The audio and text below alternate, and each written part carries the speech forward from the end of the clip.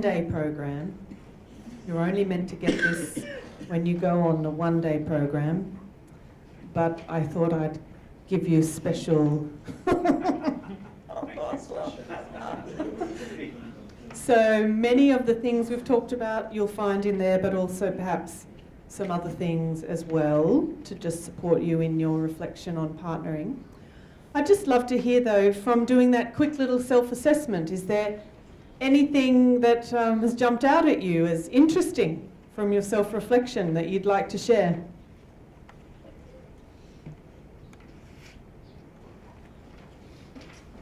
You can read the book after, huh? I shouldn't have given you the book till the end. Would anyone like to share something from doing that assessment of your own skills? Sorry, this one is only in English. We'll work to have, it's quite new, we'll work on having it translated also. Some of our other materials are in both Spanish and French, but not this one. Yeah, something on the, something, where's our microphone? Here we go. Let's go to the mic. Thank you.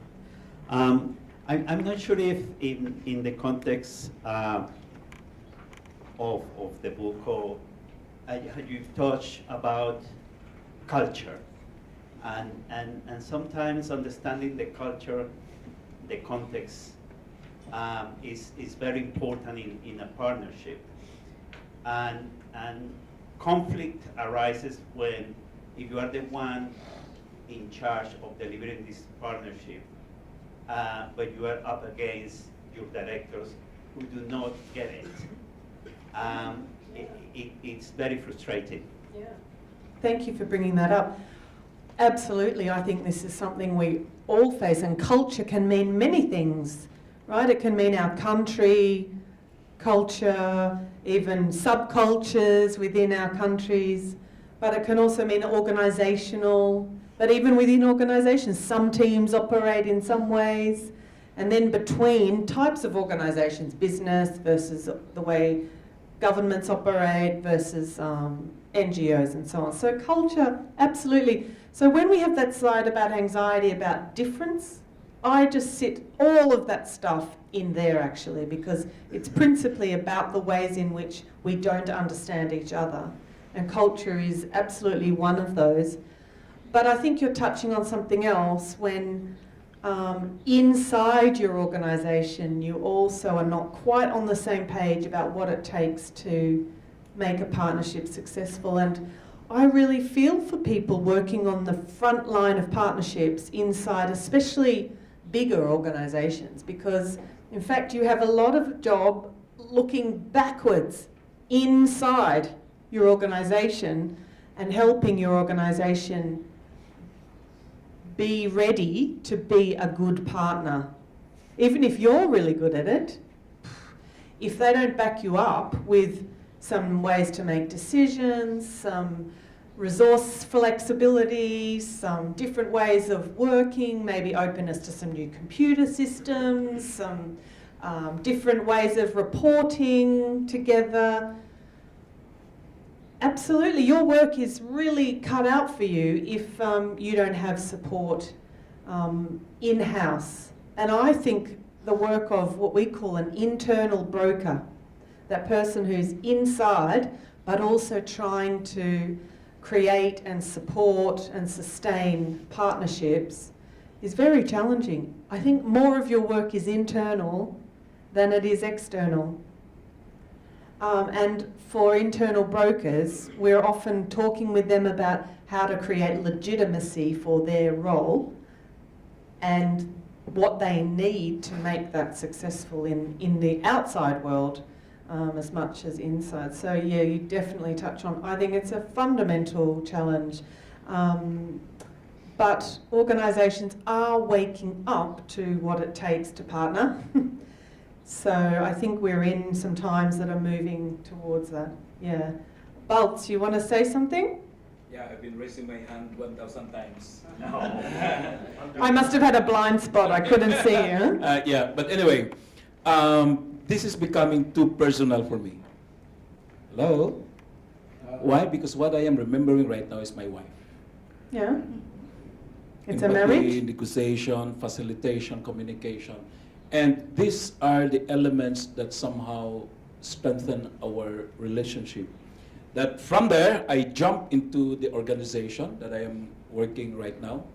And these, to me, these are not just skills, but these are values that will hopefully will become a way of life for us people in the development work, either CSO or government. Thank you. Thank you very much. Which if you, the slide before, I did introduce this as mindset, which perhaps we're saying a similar thing there, that it's a way of getting inside here, not just stuff you do, right? It's a way of thinking and things you place importance, value on, and the role you choose to take in your relationships with others. Yeah. Now, we actually have a few minutes up our sleeve. I've gone cracking fast because last session we ran out of time, so this time I went super fast. But hey, that means we have a little bit more leisurely ending. So I am interested in not just, yeah, I will come to you, not just this, but maybe just reflecting on the few things that I've shared, the cycle, the principles, the definition ideas, and just hearing some response from you about what's really hit home there, what resonated with you, what's the most valuable thing you might be taking away with you? Yeah. Actually, Is it's the a microphone? Actually, it's a question. A question? Because I'm encountering people who would declare that this kind of work is not for me. Would you believe on that? That there are people who wouldn't really be choosing this kind of work and would really, having their hands up in this kind of work. Is that acceptable? And how can you, convince those kinds of people? Very interesting question. Do you know what I'm going to do? Throw it to you. What do you think if you meet someone who says, oh, partnering, that's not for me. Working this way is not for me. Is that okay?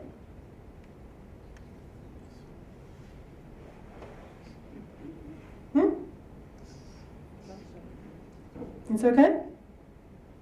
It's not okay? Who says it's okay? Okay, but sometimes. Who says it's not okay? Ah, you say both, huh?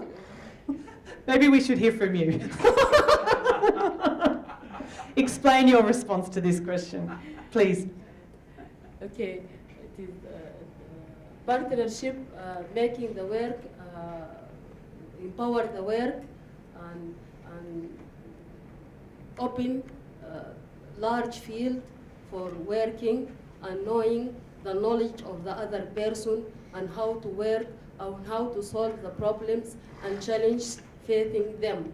And you can take this knowledge and introduce into your work and use for and Grow? Huh? yes. Yeah. So in that way you think it's better to be open to this way. Yeah. Yeah. I think I just might say that if we're saying we're going to value diversity, we have to allow in the world people who do other stuff, who work on their own and get the books done maybe, or fix the IT system, or work in a laboratory, or, right? I don't think this is for everyone. The challenge is if you meet someone who's in a role where they need to partner and they go, oh, that's more the problem, huh? Because they probably are either in the wrong role and someone needs to help them get out of that role, or they will need to adopt some behaviours that are suitable for partnering. That's probably my best answer. This is not for everyone. Some people really are not into this level of interpersonal sophistication, shall we say, and even ambiguity that comes from this sort of working. They like just much more set jobs, huh? There's jobs for them, yeah. Yeah, shall we? Marie, this one. Thank you. I'd probably call the relationship by its name. It used to be funding, funders and beneficiary, but it's not politically correct. So people now call it, partners. But the terms of reference and the terms of partnership is still the transactional kind. And so I believe that just to be transparent and to be true, just call it by its name. You are our funder. You supported us. It's not. Because sometimes also when there's consultation, these are the terms of reference. But then you feel you were used so that they can get funding because they sometimes. I'm talking too much. Okay. There are things that the one bidding for a proposal do not have your capacity at the national and local level. So they needed you at one point. Okay, you give all the data and everything, and then you don't see the proposal anymore. And then what will happen next is that there's terms of reference between you and that so-called partner. You don't see what really was in there when it was submitted to the regional. So it's very not, difficult. It's not. But this is very common, huh? Lead and sub, prime sub. This arrangement, lead contract, subcontract, all these things live out this relationship. Yeah, but I think you can do a lot in training, in giving them training. I agree with that. But good luck getting them in the room, huh? But actually, I do work with organisations who very often are in the lead, and it is challenging to them. I was in Papua New Guinea very recently with a brand new partnership, and I was invited by the lead, who have a sub, but they have won a very large contract, and they only won it because they're partners. So I think we need to be able to hold both these things. The contracting relationship, because we can't change everything all at once, so the lead gets the main contract, the sub gets the contract. But what can we introduce into the relationship between the sub and the prime that looks more like partnership? And that's what we were working on, especially because they had some work, the lead would do some work, the prime would do, the sub would do, some space that was going to have to be very collaborative, and innovation was needed. So they couldn't just do that in a classic contracting. So we did all this stuff, all the principles. What is a partnership? What does equity mean between you and you as lead and sub? There's no playing field, equal. No, but you can work towards it. And I guess courage comes here too on the part of the sub. It depends how desperate you are for money and opportunities. But if you have internally worked out what is our partnering approach and our principles, and when we will and won't partner, you can be on the front foot when you're invited to be in that proposal and say, okay, well, here's what we need when we partner with you. This is what we think it means. This is what we need to have this kind of conversation. And then they can take it or leave it, but then the risk also. So these are evolving things, I recognise, and they're not straightforward, and there's a lot at stake when money is tight. But it is part of stepping up to show there is another way. It doesn't have to be just the big guy over the little guy all the time. Yeah. Know what your worth is, and the value that you're bringing to that relationship. And also come from knowing what good partnerships look like and what's likely to result from a good partnership versus a bad one. Okay, we're nearly coming to an end. Rod, you had something? You can create equity even when you have that power differential. Have you got a story how to do that? I think it goes back to your principles. It's being open, it's being transparent, it's having your roles and responsibilities clearly defined, it's managing expectations. Yeah. And then that's all the basis of a good partnership. Yeah. And just because, But when you're starting as the less powerful, that can take some real courage to step in to to open that up, and you may or may not have a receptive audience with you. But then, do you really want to partner with them if, yeah, so absolutely all these things. So before we just wind up, does anyone else have a reflection on our time together and some of these concepts that we've been sharing? Just up here, thank you. When usually you apply for funding, especially the European Union, they always make a difference between partners and associates. What means that the partner will take the engagement, financial or other responsibility, whereas the associate for them is something like not that serious. I don't know how you make the difference between the two and why it is like this. I don't know. I'm not from the EU. Yeah, and I think they're an impenetrable organisation, I hear, that's very hard to... I think it might be similar to prime and sub, lead and sub that some other agencies have, but I'm not completely sure. Yeah. Anyone else have a reflection on some of the material that we've... Just let me see if there's someone else who hasn't spoken first. Maybe someone in French who would like to share something, or are we're nearly finished? I think there's a few sleepy people this afternoon who had a big lunch. It's a very hard session after lunch. Maybe here, this one first, yeah? Put our headphones on. Merci pour tout ce que vous venez de nous donner comme définition. Mais généralement, notre constat est le suivant. Lorsque vous venez vers des financiers, poser un problème de partenariat, et dit non, mais plutôt partenariat, qu'est-ce que vous apportez? Alors c'est pourquoi généralement c'est le terme d'assistance et d'appui. Alors que nous utilisons dans nos requêtes. Parce que le partenariat, c'est surtout en termes de gagnant-gagnant. Or, il se trouve que les partenaires auxquels nous avons affaire ont toujours la suprématie. Parce que ce sont eux qui ont des poches remplies. Et vous allez vers eux demander quelque chose pour vous permettre d'atteindre vos objectifs.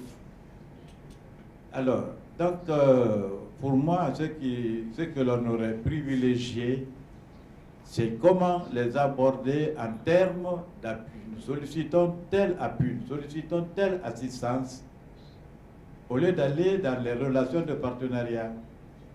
Là, ça nous crée généralement des problèmes. Et les conventions que l'on établit sont des conventions d'assistance. Et non des partenariats, parce que vous n'êtes jamais au même niveau. Alors voilà donc mon inquiétude, ma préoccupation. Voilà. Yeah. Yes. I recognise I don't have much new to say. This funding thing is a challenge we're all facing, although I would just encourage you to still open up the conversation of what it might look like if we were partners.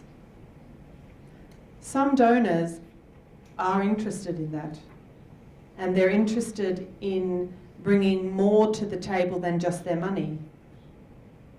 They're also interested in you bringing money. So some partners are interested, not all, and we've got a long way to go, but keep asking, what would it look like if we were partners? What's your interest in this? What would you like to learn? You know? What would you like to see? So not just, please help. Yeah. We're all human beings. Open the conversation. Let's see what happens. Step into the courage. I know I'm not deliberately oversimplifying because I recognise the dynamics, but it can't hurt to try just some new angle on the conversation, perhaps, and to search for those funders who are a little more open to partnership. There was someone here, yeah. And then we're going to we're going to finish so you can have a cup of coffee and wake up. Reflection on the personal side, I have two words, affirmation and reiteration. Affirmation of the things somewhat I know already and have been doing. Reiteration for me to really need to have a positive mindset because the work has a continuing challenge. Yeah, exactly. Thank you. Yeah. I think we might leave it there actually because that was a very nice way to close. But I'm going to ask one thing of you, okay, which is a very simple, quick feedback. I'm going to draw up here 4 quadrants and ask as you leave to come and just write something in each one. This one out of 5, the overall value of this session for you. This one, the quality of the presenter, also out of 5. This one, what was most valuable for you? Maybe some aspect of what we've talked about. And here, what was least valuable for you? I still have one more of these to do tomorrow, so your feedback is helpful for me to adapt a few things along the way for the final session tomorrow. But thank you for coming to join after lunch. It's always awkward. And for sharing, obviously, your deep experience. And I wish you very well in your partnering. I have a couple of slides just to show you if you are interested. Oh, remember, this is what we were hoping to do. And hopefully we've done it. If you're interested in some more information about the Partnership Brokers Association, this is where you can go. Partnershipbrokers.org is the website and a lot of things are on there. The training tab can take you to where there is more opportunities for training. If remote partnering is something you're involved in a lot, you might want to look at this other site, remotepartnering.org, which has a lot of tools to help people who work remotely a lot in collaborative work. And Defying Distance is also a toolkit thing for working remotely. So I think we'll leave it there. Thank you very much for joining me today. And I think we have a break for some afternoon tea and then that final session. Do you know what that is? Where it is? In the main room? I think back together in the main room at 4:30. But in between there are some other parallels. Oh, but there's some other parallels. You have a look at your program and don't listen to me. Okay, thank you, and please give your feedback.